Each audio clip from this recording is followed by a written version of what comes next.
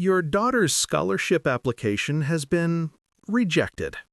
Principal Catherine Foster slid the folder across her mahogany desk. Maya Chen sat perfectly still, designer Chanel suit, Cartier jewelry gleaming under the office lights. Lakewood Academy maintains certain standards, Catherine continued, not making eye contact. Your daughter's test scores are excellent, but we have concerns about cultural fit. Maya's 8-year-old daughter, Sophia, sat outside in the waiting room. Honor roll student, gifted pianist, fluent in 3 languages. Cultural fit? Maya repeated softly. Yes, Lakewood families come from established backgrounds. We wouldn't want Sophia to feel out of place. Maya checked her Patek Philippe watch, 2:47 p.m., right on schedule. Principal Foster, do you know who funded your new STEM building? Catherine's confident smile faltered. The $22 million building had opened last month. Anonymous donor. Plaque read, donated by MC Foundation. Maya pulled out a document from her Hermes briefcase. MC Foundation, building donation agreement. Donor, Maya Chen. Amount, $22 million. Catherine's face went white. I didn't just fund your building, Principal Foster. I bought this entire school 6 months ago for $85 million. And today, I'm testing how you treat scholarship students who look like my daughter. Have you ever been rejected from a place you secretly owned? These are real-life stories where prejudice meets its match. 6 months earlier, Maya Chen had built her fortune in tech. Age 19, first startup. Age 25, first billion. Age 34, sold her company to Google for $4.7 billion. But 12 years ago, she'd stood in this exact office. Single mother, immigrant, asking for scholarship help for baby Sophia. Principal Margaret Davis had said, "We don't accept those kinds of families here." Those kinds. Maya never forgot. She spent 12 years building an empire, and 6 months ago, she bought Lakewood Academy, anonymously. Today was test day. Principal's office, now. Catherine Foster was hyperventilating. Her assistant, Jennifer Walsh, burst through the door.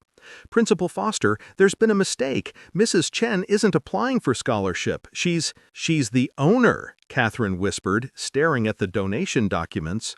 Maya stood, buttoning her suit jacket. I've been monitoring this school for 6 months. 16 scholarship applications from Asian families.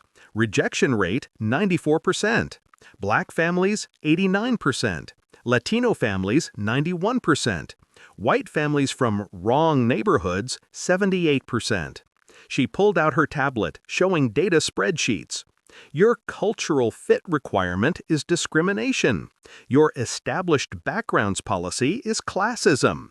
And your rejection of my daughter, recorded, documented, and about to go viral. Jennifer's phone was buzzing. The school board was calling. Emergency meeting. Catherine found her voice. Mrs. Chen, we had no idea you owned the school. If you'd known, you would have accepted Sophia immediately. That's the problem. Maya opened the office door. Sophia walked in, along with a woman Catherine didn't recognize.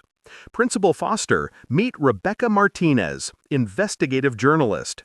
She's been documenting Lakewood's admission practices for 6 months. Her story goes live in, Maya checked her watch, 8 minutes. Catherine grabbed the edge of her desk for support. Emergency school board meeting, 3:15 p.m. 12 board members sat in stunned silence as Maya presented her findings. Lakewood Academy Discrimination Report. 847 scholarship applications reviewed, past 5 years. 76% minority applications rejected versus 23% white applications. Average family income of accepted students, $485,000. Rejection reasons, citing cultural fit, 89% for minorities, 4% for white students. "Ladies and gentlemen," Maya addressed the board, "I didn't buy this school to shut it down. I bought it to fix it." She clicked to the next slide. New Lakewood Academy Initiative. 50% scholarship students by 2026. Income-blind admissions. Mandatory bias training for all staff. $100 million endowment for underprivileged students.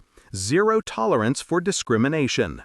Board member Charles Morrison spoke up. "Mrs. Chen, with all due respect, this will destroy our reputation. Our elite families will withdraw their children." Maya's smile was ice cold. "Mr. Morrison, your daughter attends Stanford on a diversity scholarship because her mother is Korean. Should Stanford have rejected her for cultural fit?" Morrison's face turned crimson. The room fell silent. "I will personally fund every student who wants to transfer out," Maya continued. "But Lakewood Academy's reputation as an elite institution is over. Its new reputation as an excellent institution begins today." 3 months later, Principal Catherine Foster had resigned. Jennifer Walsh was promoted to interim principal. Rebecca Martinez's investigation won a Pulitzer Prize. "The Price of Privilege: How Elite Schools Hide Discrimination Behind Standards" was read by 4.7 million people. Sophia Chen started at Lakewood Academy, not as a charity case, as the daughter of the owner who demolished discrimination. Maya Chen's office, today. An email arrived from an unexpected sender. Subject: "Thank you." "Mrs. Chen, my name is Principal Catherine Foster, former principal. I've spent 3 months in therapy, understanding how my biases destroyed families, how cultural fit was my excuse for racism I refuse to acknowledge. I'm now volunteering at public schools, teaching administrators about unconscious bias, telling my story, hoping to undo some of the damage I caused. You didn't just expose my discrimination, you gave me a chance to become better. Thank you." Maya forwarded the email to Sophia. Change was possible, even for those who'd caused the most harm. Final message. Real-life stories remind us, the people you reject today might own your tomorrow. Every scholarship denied, every cultural fit rejection, every assumption based on race or class. They're being documented, recorded, remembered. And justice has a long memory. What discrimination will you expose today? What voice will you amplify? What system will you challenge? Comment below. Share with 3 people. Subscribe because equality isn't negotiable. The next Maya Chen is watching how you treat her daughter.